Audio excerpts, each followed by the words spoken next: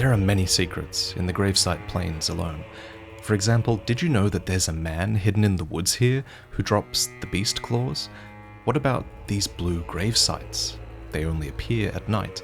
Or what about this pothead, this ash of war, this new weapon stance, or this hidden part of Castle Ensis? There's so much to discuss, so join me here as I take you through my first experience with the DLC, and let's talk lore, new weapons, things you missed, and things I missed in the shadow of the Erd Tree. Starting with this, the first map fragment that you have access to. The first thing you should do, of course, is find the map for the place. As always, you can find the guide stells on your incomplete map. I've been playing my main character for maybe like 12-14 hours, and I'm still finding new things in this first open world.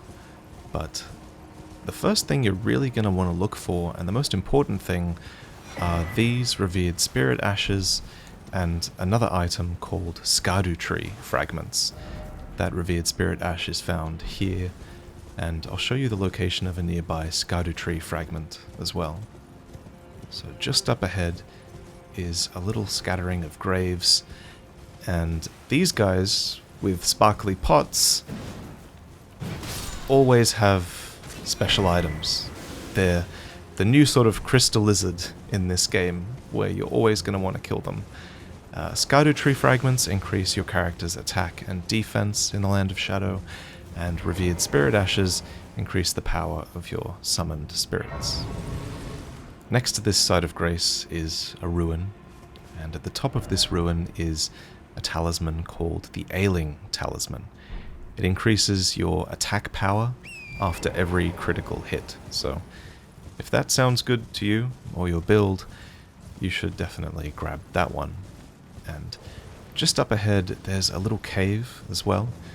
This cave has a painting that I haven't found the location of, but it's something to keep in mind. That's located here. But what you really want to find are weapons, right? Like, that's such a core part of your experience in the DLC, and a really good one is right here.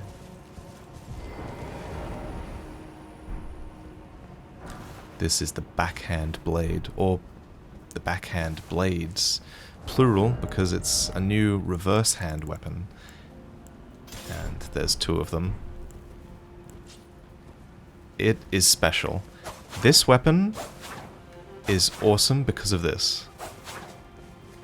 Notice how I keep running after the R1?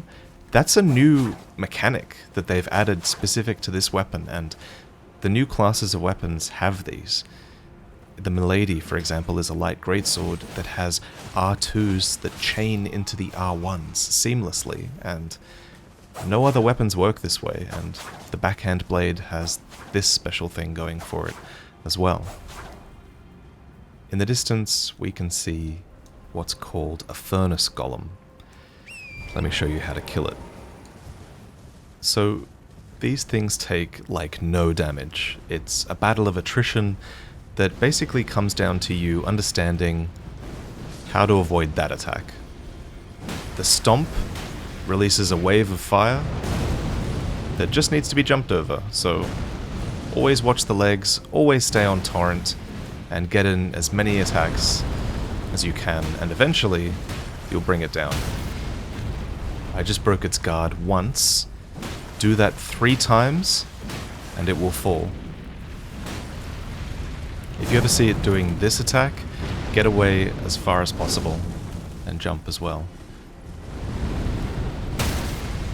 Alright, I've just made it fall, and hopefully its head will land somewhere where you can perform a critical strike. This will do way more damage than most critical strikes, and from here, it's just usually a matter of doing this one more time.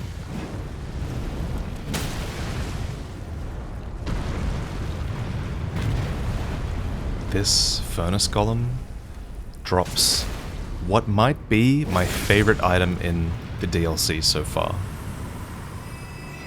the deflecting hard tier, a crystal tier that is essentially a new playstyle all on its own. Damage negation and guard poise will be heightened in the moment immediately after assuming a guarding stance. Successfully executing a spontaneous guard will also strengthen guard counters. Incredibly powerful if you build around it and if you play to its specifications. I am building my main character to specifically make use of this in my first playthrough, and I'll show some footage of that because the fights you have with this are so much fun and force you to learn the boss's movesets. It looks so good, it's so powerful, and the only problem is that it lasts for a limited time, but even then it's long enough for a boss fight.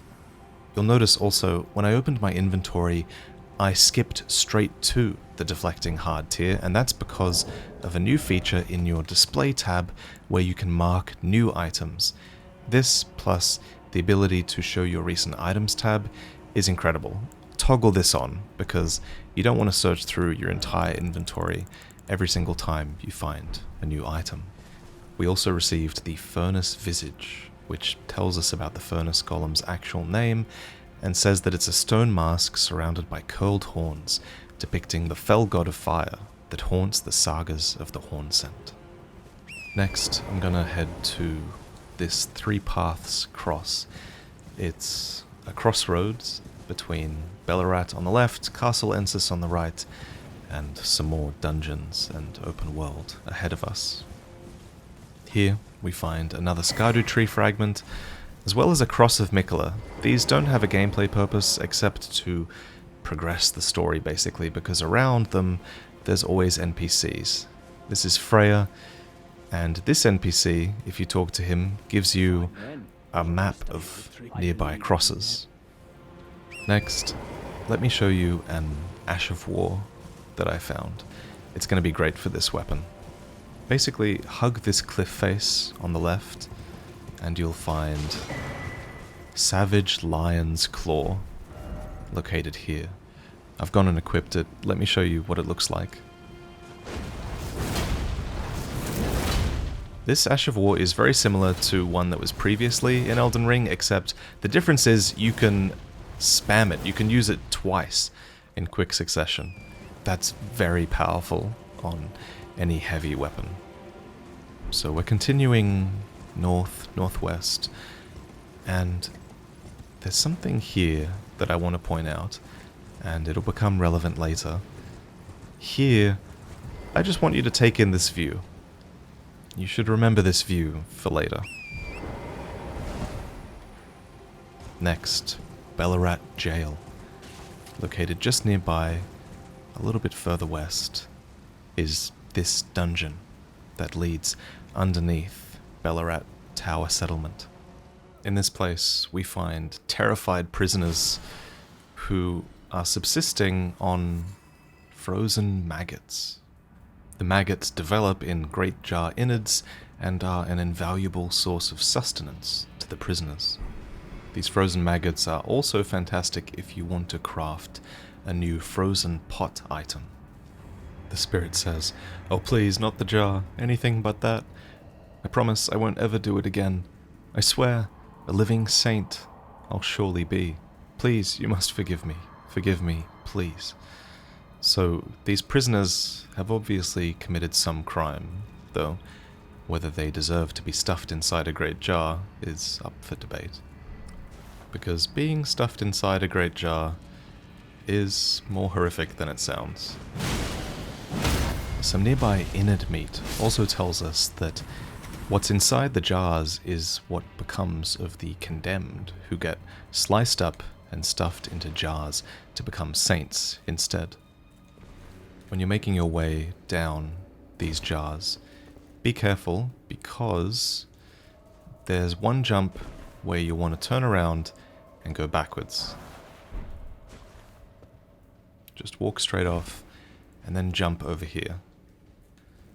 Do this and you'll acquire some new hefty cracked pots. These are the new replenishing jar resource that you use to throw hefty pots and to get the recipe for one of these types of pots, you have to progress further. Also, one of the biggest secrets is how to get across here, and we'll talk about that in a second. First, explore this maze thoroughly. Generally, you want to stick to the right and look for these little areas where you can jump over some pots. Do this for long enough and you'll find the Greater Potentate's Cookbook, which teaches you how to make a hefty freezing pot, which I think is one of the better ones. And then, after you get this cookbook, progress to the north, go through this little alleyway, and you'll find 2 hefty cracked pots here.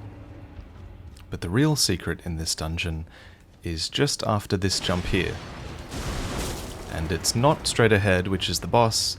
Instead, go right, jump here, and take this elevator pot. Don't let one of these on with you. Anyway, so do this properly, and you'll arrive up here, where you can progress to a really great jar and get a fantastic headpiece. This great jar increases the power of thrown pots of all sizes. It's the attire of the shamans who perform their worship at jails. They offer their prayers to the innards of the great jars, such that they might be one day reborn into sainthood. This is the cycle of death and rebirth, taken into the hands of mortal men. So, in my first playthrough of this area, I was using a level 1 wretch, just to see if I could. I wanted to see if I could progress just by using resources found in the Land of Shadow, and it was hard beating this guy because my weapon was only plus 15 from all the smithing shards that I've found, but I did it eventually, and the secret to it is just stun-locking him. Obviously, a proper build will have a much easier time. For example, this is my Retribution Paladin build. I basically throw out discuses of light and then reflect them with the Erd Tree Great Shield for a ton of damage. The boss we're fighting now is Ons, the demi-human swordsman, but we actually don't get his ashes if we defeat him. We get someone called Yosh's ashes. His lore reads, Ons, a master swordsman who devoted himself to the star-lined sword, realized that only ruin awaited at the end of the procession of stars, and imprisoned himself in order to forestall it. However, Yosh, his apprentice and fellow study of the Starry Blade, stubbornly refused to heed his master's words, and remained with him, in defiance of his self-imposed seclusion for the rest of his life. Before I go on, I want to head back to the Grace and set it to nighttime. This is because, of course, there are special events that only occur at different times of the day. You'll see in a second. There are a few things that I want to point out in this area as well. Head to the left after Belurat Jail, and you'll find the Gravebird armor located here. Once we have this, I'm going to go into the water here and point out a dragon. If you kill this dragon, you get an ancient dragon smithing stone, and that's worth doing because you'll be upgrading a lot of weapons in the DLC, and those items are pretty rare. In the abandoned ailing village here, you'll find this cookbook which teaches you to make a hefty fly pot. And further up in the village itself is a new talisman. It's called the Ailing Talisman, and it increases your defenses to the status ailment that you most recently got afflicted by. This phantom is describing the transformation that happens when you transform into one of these fly creatures. The Ailing Talisman elaborates on this. It says that strangely those who cared for those who were undergoing the transformation didn't become flies themselves. Underneath the bridge is another cookbook. This one teaches you to make hefty furnace pots. All of these pot items require a resource that's like a white or red mushroom. The white mushrooms are found here around the trees. The red ones are also found in trees around the world, and some pots require fly mold, which you can get in the Ailing village. So this cookbook was found underneath Elec Great Bridge, and off to the side here is something that only happens at night. There's a circle of blue graves that are always going to be surrounding this, a larval tier. I believe there are 3 sites like this in the first map fragment. One appears around here, and another one appears on this section of the plateau somewhere. Next, let's go across that great bridge. Off to the left here is a black knight who you can farm for his armor. He is guarding the Fire Knight's cookbook, which teaches you to make fire coils. I'm not sure how to get the materials for them yet. Over here is a Cinder-tier fragment, and off to the right is a camp you're going to want to clear. It has perfumers in it, and those perfumers are guarding a weapon. This is the Fire Spark perfume bottle, and it's a new perfumer weapon. I'm not a huge fan of these perfume weapons, but I will say their running R2 attack is awesome, as is their charged attack. If you're in a situation where you need AoE, these are probably a great backup weapon to have. Anyway, let's progress into Castle Ensis. When you get to this intersection where you can enter a cave, go the opposite way, because up ahead is a weapon you're going to want to try. This is the Milady. Milady is what I used on my main character for most of its playthrough through this area. It has a moveset that I mentioned earlier with R2s that flow seamlessly into R1s, and if that's true of all light greatswords, then light greatswords are an incredible weapon class. The Ash of War on this is not the one we saw from the preview. However, I'll show you where to get that Ash of War. It is somewhere hidden in Castle Ensis. Up ahead from the Milady is this small cave, and there's an item on that ledge that I do not know how to get to. If you guys can figure this out, please help me, because I've been scanning everywhere for an entrance and I can't find it.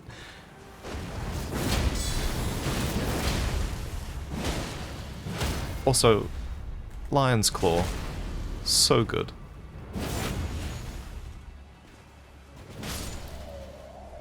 This message from later up ahead reads, "Kind Miquella is bound for the Tower of Shadow. If we are to reach him, we must go to the ancient ruins beyond the high bridge from the Shadow Keep, and then burn the tree that seals the path. I make for the keep." I think the keep is further this way, but the place where Miquella has gone is here, at Belurat, and it's an area I think we'll need to return to later in our playthroughs. If you have a ranged attack, this is the time. This is Moonrathil, a carrion knight. And he does a lot of damage and doesn't take much. He's tough. Moonrathil was the Twin Moon Knight's chamberlain. She was also a friend to the trolls, who served the royal family and proudly wielded their weapons as she fought arm in arm with her gargantuan comrades. I guess that helps to explain the giant troll at the start of the area. Further on we hear from what looks like one of Messmer's soldiers in phantom form. "O Marika, I beg, embrace your child and give us a sign. How long must this holy war stretch on?" Yeah, so you would have noticed that a lot of the enemies you've been fighting so far have been these Messmer soldiers, and it seems they were basically forced or pressured to fight a war where they had to purge many of the living in the realm of shadow. And this guy is over it. He seems to suggest that this war has been going on without end, and basically that Messmer hasn't been told to stop all this time. The Messmer soldier helm talks a little bit about these soldiers and mentions that though the engraving upon the forehead is a Cinder-tier design, it is etched in gold, a small consolation to those forced to wage a war without grace or honor. So these soldiers serve Messmer the Impaler, but they're here in a carrion stronghold, and soon we'll discover that the carrions here also serve Messmer. and that's because of R'hllana, whose cameo states that the Carians here had unparalleled devotion and left their homelands to serve R'hllana, and R'hllana was the sister of Rennala, who abandoned Caria, essentially, to chase after Messmer, who it's clear she was quite in love with. As for the Carians who followed her, R'hllana's cameo reads, "By your leave, we will accompany you wherever your lunar vessel takes you." Up ahead there's a guy on a rooftop who's going to make your life hell. But if you drop down to the left here, you can take him out and also progress to find a new shield. But before that, you'll also pick up the Glintblade trio, which is basically just like Glintblade, except now there's 3 of them. And this is the shield. It's 100% physical block, pretty light, and very resistant to magic. The wolf is the beast of the Carian Royal Covenant, a symbol of the moon's pride that none can forget, no matter what remote lands they may arrive in. And Glintblade Trio basically says that it's a prototypical form of sword phalanx sorceries which saw a different subsequent refinement in the realm of shadow. Basically, they evolved in a divergent way in this place. Eventually, you'll find your way to the Castle Lord's chamber right before the boss fight, but there's a secret out here, and it's absolutely worth getting, especially if you're planning on using the Milady, or a light greatsword. So, take that jump and progress down to that tower.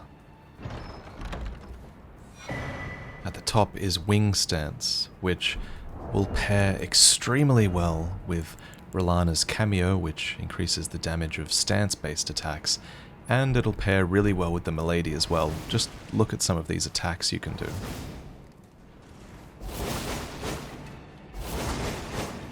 Alright, time to fight R'hllana. This boss was extremely tough for me because I forced myself to do a guard counter build and learn her moveset and try to parry her to death, basically. I'll let you watch one of my attempts.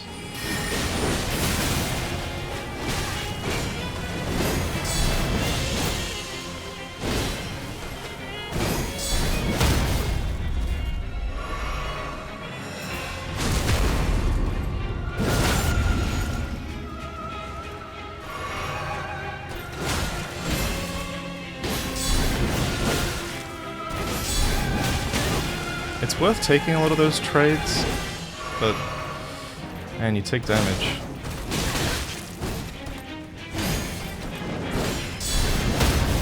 Okay, if I didn't get that guard counter, I was dead.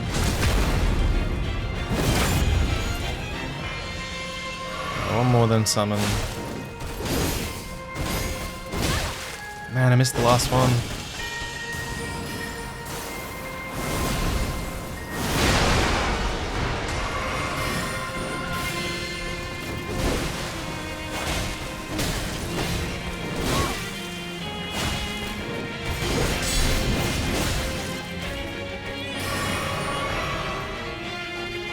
I've taken too much damage in this fight. Alright, Yosh, carry.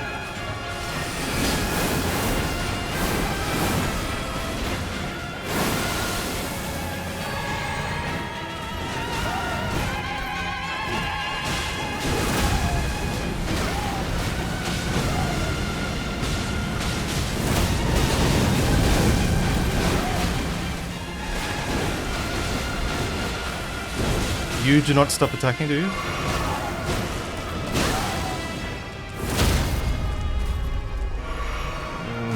We're gonna have to have like a flawless final phase here.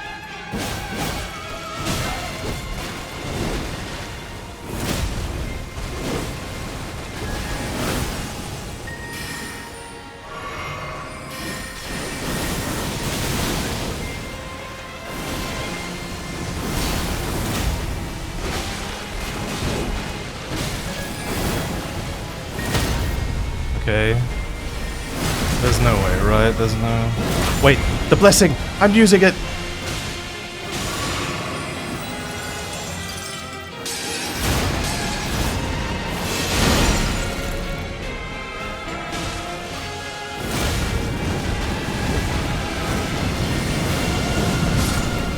No! No!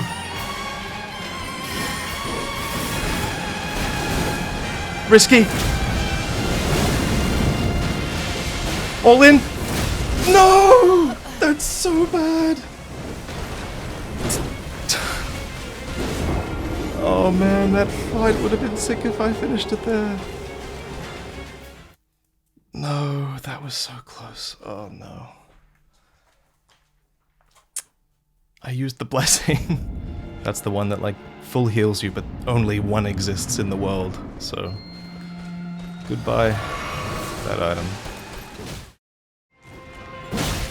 Oh, thank God. We did it. Scadu Altus.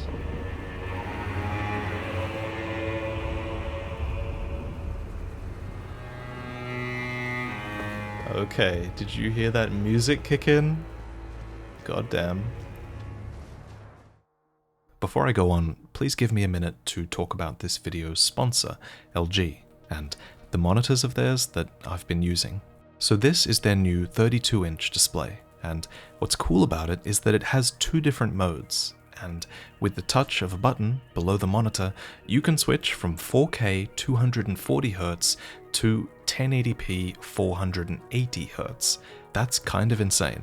That means if you're playing something like Elden Ring, then the 4K mode is more than enough. But if you're also someone who plays a lot of FPS, you might benefit more from the 480Hz mode on those games, and you can switch over to that seamlessly.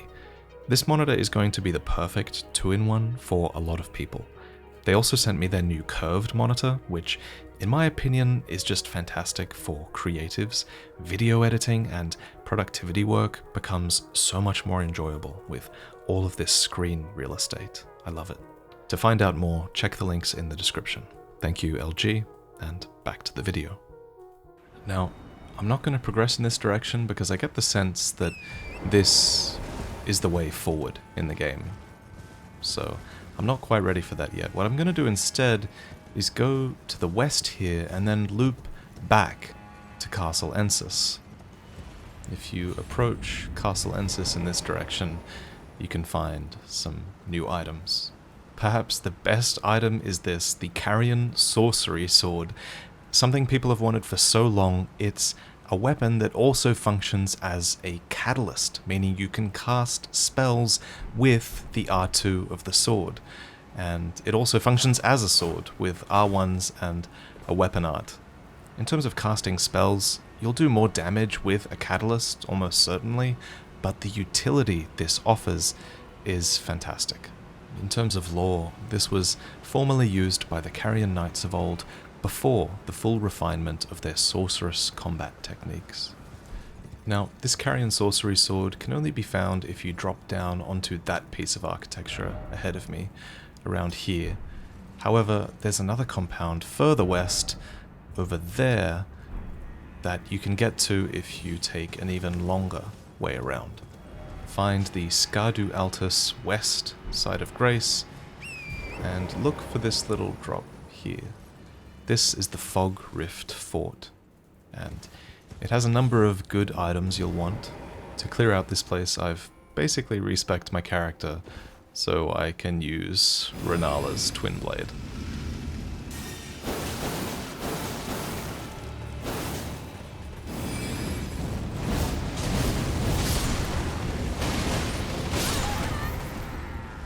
But on my main character, I found an item in here that I think is going to become my main weapon for a while. It's the Serpent's Flail. And it has a weapon art that imbues it with flame that turns into an explosion if it's used on an attack that strikes the ground. But the reason I'm really using it on this build is because it's a flail, and flails have excellent guard counters for my guard counter build. And with this guard counter build, I actually had a really easy time clearing out this place. Even this Black Knight boss, who drops his shield as what I think is a guaranteed drop. The Black Knights, by the way, were basically the primary force of Messmer's army.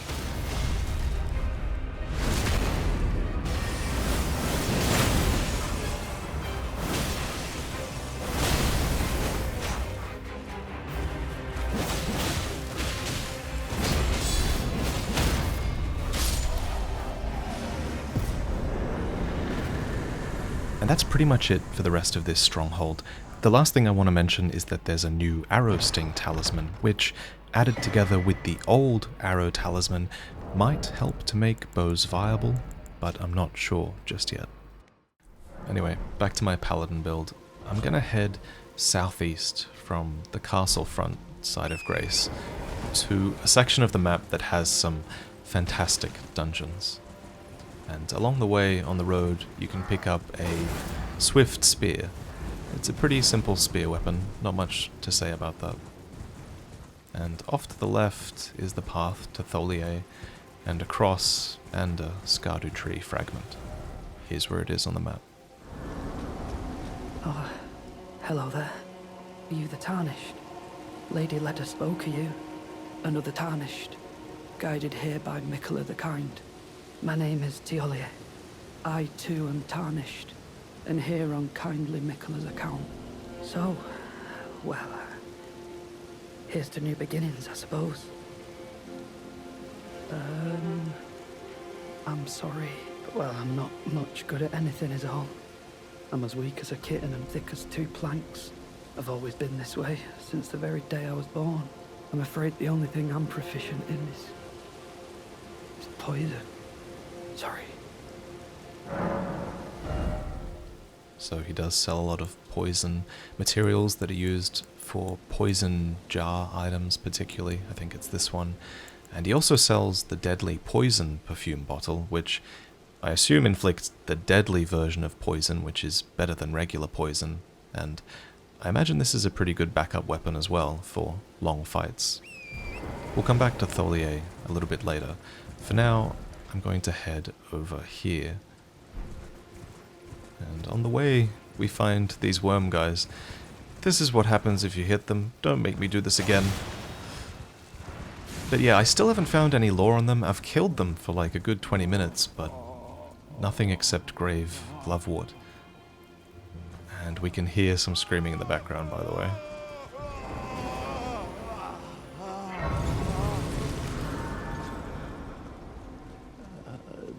The pain. The pain. My arms, my legs, each lies a bloody ruin. A bale, vile bale. Oh, terror incarnate!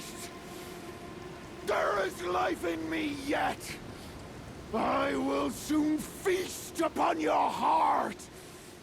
Mark my words, you too shall know fear.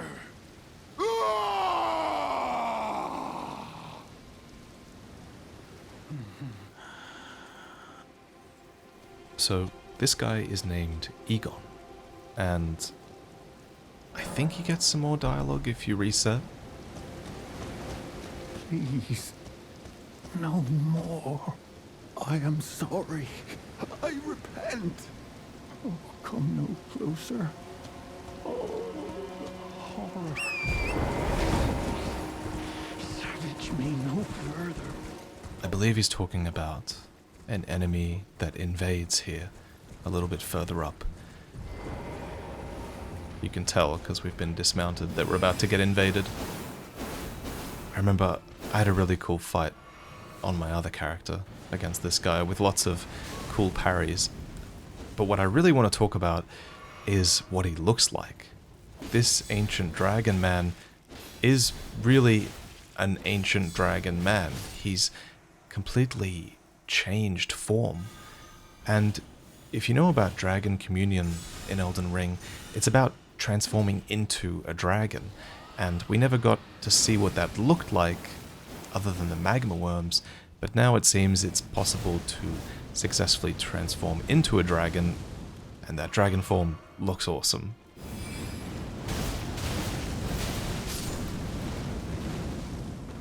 After vanquishing the dragon man, we don't get any items from him, but we will fight him again later on, inside a cave further up, the dragon pit.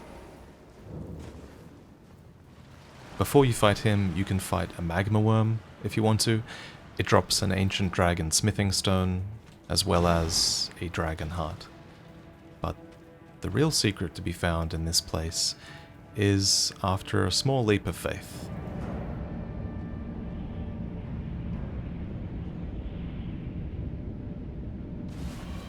The Dragon Man drops his great katana, which says he was formerly a dragon communion warrior and arbiter of those worthy to devour the dreaded one.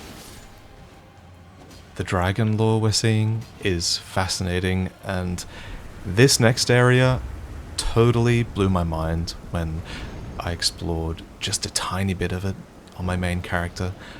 I can't wait to explore this place more. It looks incredible here. What is happening here? Oh man, this is so incredible. For now though, let's return to the Pillar Path waypoint. And just past Egon, there's a little drop that will bring you down to a new dungeon, the Ruined Lava Forge intake. The Phantom here speaks of the Altar of the Forge, and that's what's at the end of this place. There's no boss that I can find. Instead, you pull a lever, cross the intake pipe, and jump off to receive this.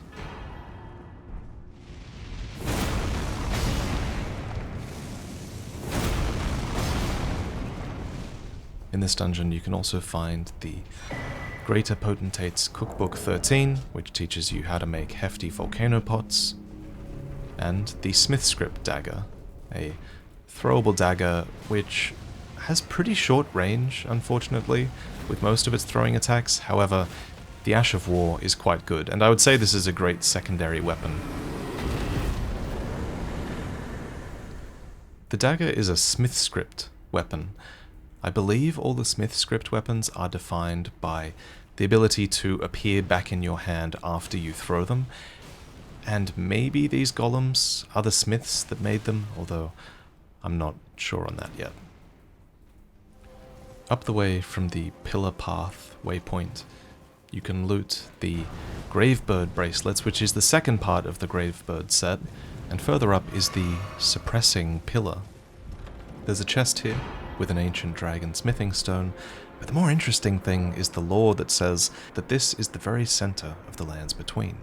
All manners of death wash up here, only to be suppressed. I wonder, is that talking about this place specifically, or the Realm of Shadow in general? Anyway, for now, we want to take a little hidden path here, and to get there, we'll go this way.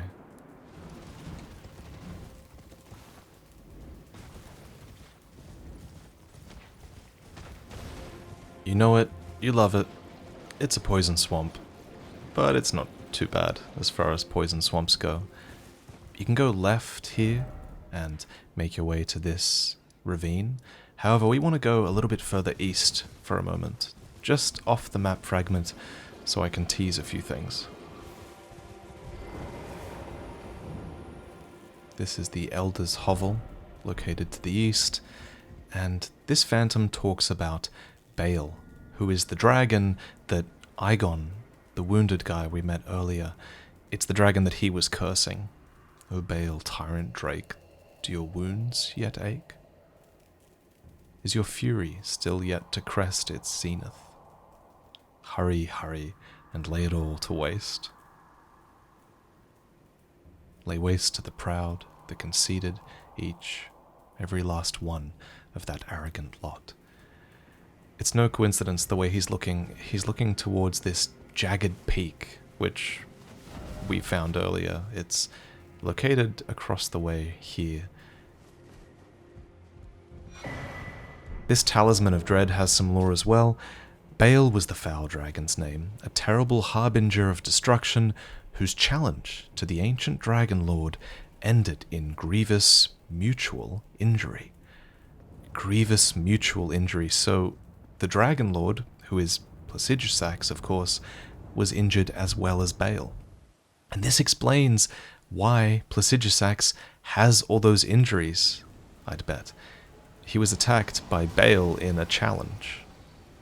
Anyway, that's fascinating. Can't wait to learn more. But on the way back, look for this. if you topple those stones, you can take a spirit spring up to the next area I want to explore. But for now, let's head back and take the path that leads into this ravine. To get there, go down a hill here and find this little cave. There's a revered spirit ash here as well, on the way, right before this site of grace. And as you head out, you have two options. You can go right, which will lead to the north here, and there's a dungeon here where you can get a new spirit summon. It's basically one of those ogre guys who we'll talk about later. And it's fantastic to go here if you're a bleed build. I think the items you get here will be very useful to you. And there's also a talisman here called the Green Turtle Twin-Headed Talisman or something. Basically like a stamina talisman that regenerates your stamina even faster than the regular Green Turtle Talisman. So if you're a melee build, that's probably fantastic. And there's also an ulcerated tree spirit fight here. You'll receive a new ban item from it that lets you summon these homing spirit masses. But where I really want to go next is south, to another new area that we might venture to in a different episode. You also find a potentate's cookbook for a hefty rock pot, which is a hefty pot that only requires one item, a type of stone that is found near riverbeds. Eventually, you'll find a site of grace, as well as a phantom who says this: I was once told a coffin could convey its passenger upon a gentle cruise to the velvet garden of deepest purple. Oh, to slumber in such a paradise. However, there's no coffin here, so I haven't found the secret regarding that just yet. Have you guys found it? Continuing south along the riverbed, we find another furnace golem, and this one has a unique attack. I feel like the first furnace golem was easy on purpose, and I think every subsequent one will probably introduce a new attack that you have to avoid. This furnace golem drops a crystal tier as well. It's a green crystal tier that basically makes it so you don't lose any stamina for a short period of time. Again, that's probably great for some melee builds. I'm personally using that tier on my parry build because it helps me maintain my stamina. What I really want to show you guys though is this. The Cerulean Coast. I'm so excited to explore this place, but since we're pretty off the map fragment now, I think we should head back. Next, I'm warping to the Three Paths Cross to go talk to some more NPCs and to progress Tolier's questline as well.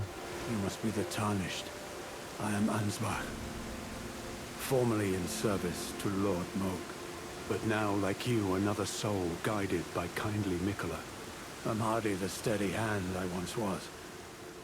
My fighting days are far behind me, which is why I have chosen to dedicate myself to investigation, to discern Tender Mikola's ultimate purpose.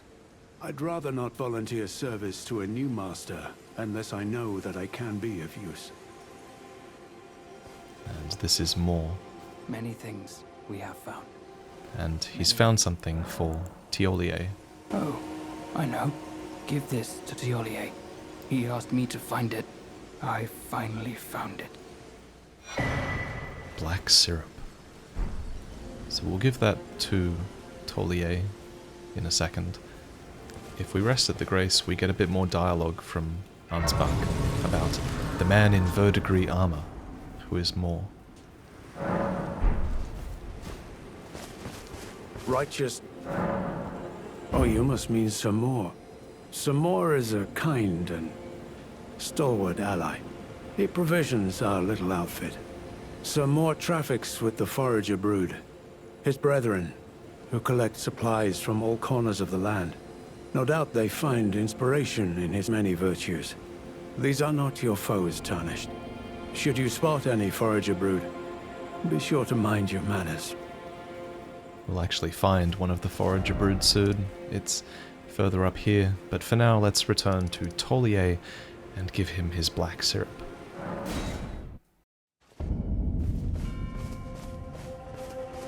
So, oh? What's this? I have to say, Sir Moore has an awfully sharp eye, doesn't he? It's wonderful. This ebony, as lustrous as the night sky unending. I don't think I could ever thank him enough, but I'll have to think of something. Ah, forgive me.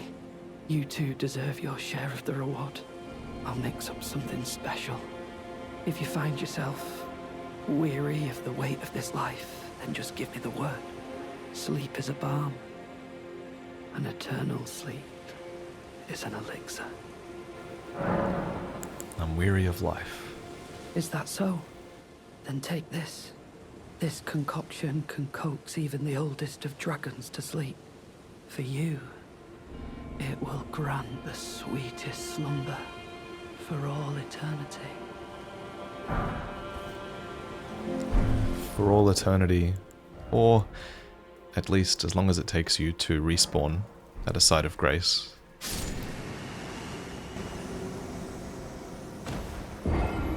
I don't know what this item's supposed to do, but it costs 30k runes if you want to buy some more from Tolier, so it must have some purpose, and if we read its description, we learn that it's a condensed somniferous elixir purported to be capable of putting even an ancient dragon to sleep. For an ordinary mortal, a single sip would assuredly result in swift and certain death. Tolier thought of St. Trina's sleep when he created this, but the ebony sleep he concocted had not the sweetness of nectar, nor the gentleness of rest's embrace. Anyway, back to the main gate across. We're gonna head south. Along this path to the south, we can find a few things. To the right here is Prospect Town, which we'll explore in a moment, and to the left there's another revered Spirit Ash blessing. Prospect Town is filled with these creatures. I believe they're called Blood Fiends, and luckily on my first playthrough I received some items from them. I received 2 weapons from these. One of those weapons was the one you can just see in the distance there. I'll pull out my telescope. So you see what it's doing with that spear? That evokes the Formless Mother. It's what Mohg's spear does when he plunges his spear into the body of the Formless Mother. And indeed, that weapon reads that it's a ritual implement for blood offerings to the Formless Mother. At times, the Blood Fiends will spill even their own blood using these forks. And if you want this weapon, it does scale with Arcane, and it causes blood loss build-up as well. It's a spear. The Blood Fiends can also drop their arms, which are like a huge hammer that has an R2 that spurts out blood. On this character, we're gonna sneak past instead of fighting all of these guys. And up here is a new talisman that raises your arcane. It's called an Outer God's Heirloom. So I think this talks about the Blood Fiends, and it says, "The clan who lost everything in the great fires peered upon the corpse of their ancestor, normally an act of sanctity, and saw in its shadow a twisted deity." I'm assuming that's the Formless Mother.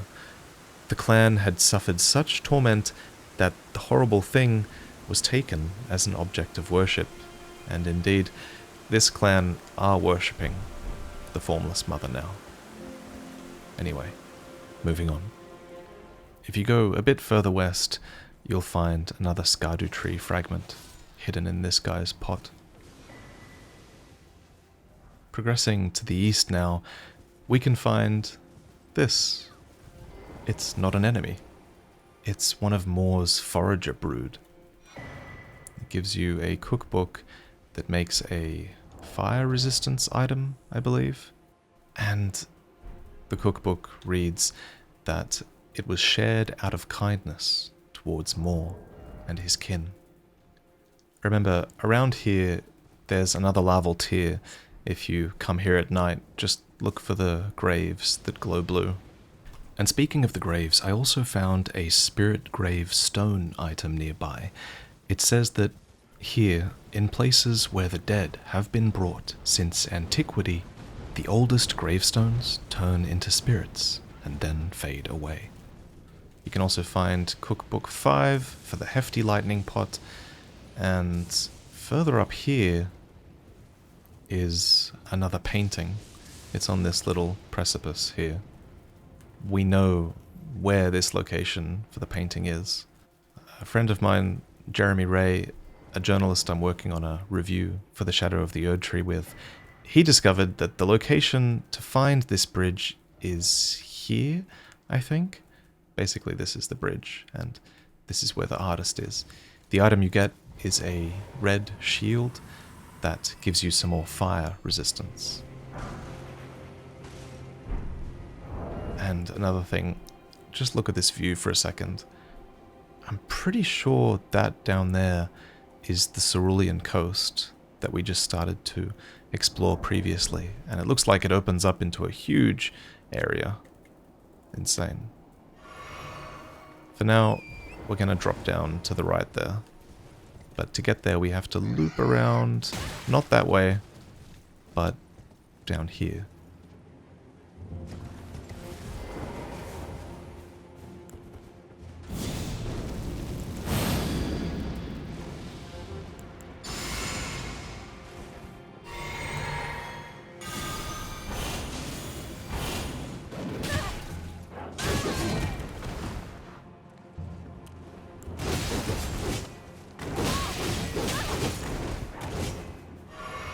I killed one of these a little bit later on, and it dropped a mask that is affixed with a crown of tangled horns worn by those who would invoke divinity. So, not too much information on these creatures just yet, except that they're probably related to the horn scent and the omen. Here's the Blessed Blue Dew Talisman, a very interesting talisman because it slowly restores FP over time, which might remind you of a ring from Demon Souls. This is great if you really rely on your FP a lot. Here we get the Oath Seeker set and the Pater. We're here, by the way. The Pater is interesting in particular. This is a set of claws, but they're not like any claws you've seen in the base game. These are long, and while they still have the claws moveset, they're so long that they make up for the shortcoming of most claws. Also, if you hold it in one hand, it becomes a sort of longsword attack pattern, which is very cool. Anyway, progressing down here will take us back to the beginning, where we first started in the Land of Shadow, and I'm going to take this opportunity to show you one of the most hidden things in this area, which is to the right here. Because I heard he was in the area, and I don't even know if I can find him now. He's that well hidden. So just look carefully in this forest, and you should see him. Oh my god, there he is. Logur, the Beast Claw. Look at his face, it's gotta be like a Wolverine reference, right?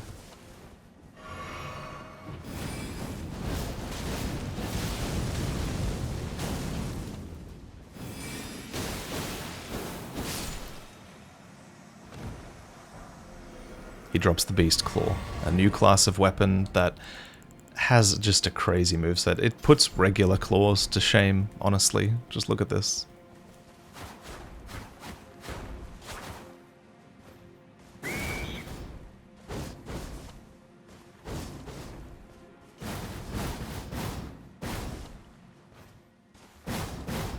Anyway, further to the north, down this hill, we find another church that has a Scardu tree fragment, as well as a Black Knight who I believe has a guaranteed drop of his shield.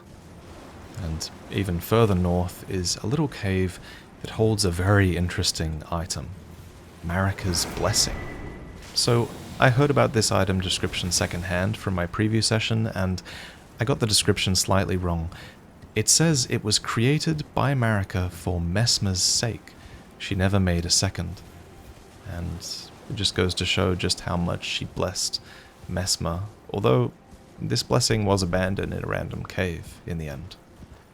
So I'm going to warp back to the entrance to Belurat, but before I do, I want to note there is a solitary jail here that has an NPC who drops a really cool armor set and a cool greatsword as well. The greatsword has a sort of wind slice, Ash of War. To start, there's a revered spirit ash at the entrance, and further in we find many more ghosts to fight.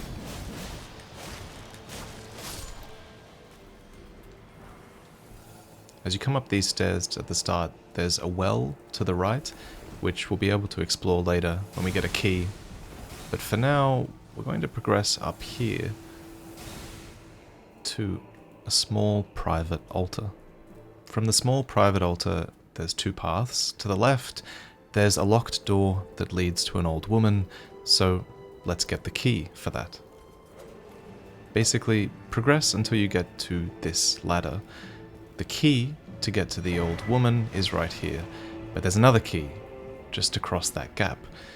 To get there, go out to the left and jump on this rooftop, and then make this jump inside. This is the Well Depths key. Now we have the two keys required for two fairly secret parts of this area. Let's go back and explore them. So across this bridge from the small private altar side of Grace is the place we can use the storeroom key, and it leads to this old woman. Who art thou, stranger? By the look of thee, another of Messmer's peons, methinks. Tell me, does thy kind never weary grow? How do these old bones fascinate thee yet? Our lands were by thy kind set aflame, our tower by thy kind veiled in shadow. Thou camest, robbing us of all, spoiling all. Have ye not basked in these deeds long enough? Listen, progeny of the wanton's trumpet. For thy sins thou shalt have thy recompense. The sacred beast shall unleash its ire. Till then, with this old hag, do what thou wilt, for all the good it'll do thee in the end. For what reason dost thou falter, villain? Enact thy sordid work with fullest pride. Else tuck away thy tale and leave for good. Loathsome issue of the rotten strumpet. Begone. These lands were ours since times of old. There's more to talk about with her, but first we have to defeat the boss of this area. Let's explore the well that's at the very entrance. Long story short, this well leads to a poison swamp where on the left you can fight an ulcerated tree spirit. If for some reason that sounds like fun to you, it drops an immunizing horn charm +2, which is very good for keeping you safe in the poison swamp. But maybe more interesting is a new weapon that's further along here. It's called the Poisoned Hand, and it has a weapon art that seems like it's good at grabbing enemies and inflicting them with poison, but beyond that it doesn't seem too strong, unless there's something I'm missing.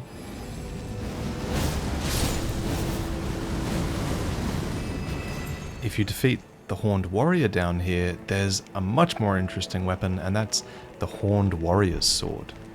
It scales with strength and dex, and it's a blade that serves as a medium for horn calling, where tangled horns cover the weapon's blade and you drive the weapon into the ground, calling up a cluster of piercing horns.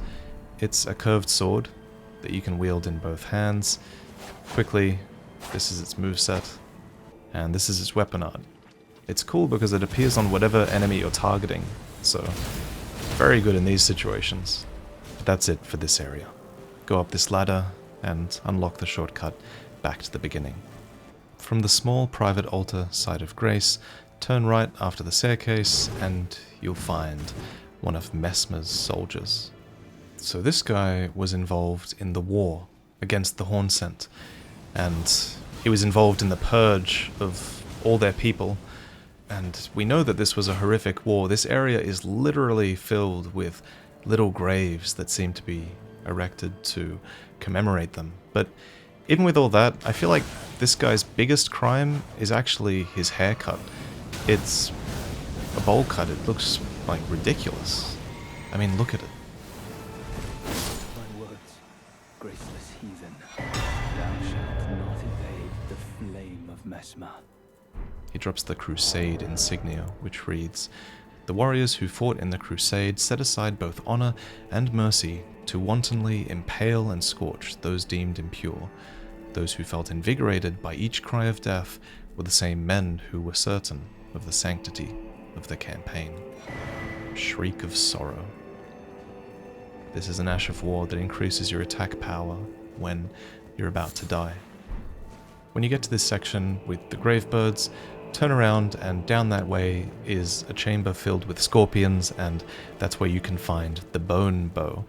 The bone bow imbues your arrows with homing properties when you use its Ash of War, and it's very good for building up status effects because pretty much every one of your arrows will guaranteed hit. Now, before we cross this bridge, I want to point out this because I need help, and I don't know how to get down there. How do I get over there? I have tried and tried for a long time, and I can't figure it out. Someone in the chat, please help me. Before you head up to the final boss, make sure you don't forget this final revered Spirit Ash.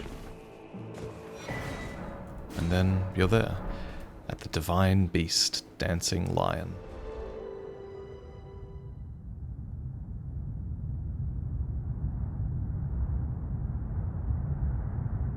O horn-decked beast from higher sphere delivered, take root inside the tower sculpted keepers, and perched within, we beg of thee, rise.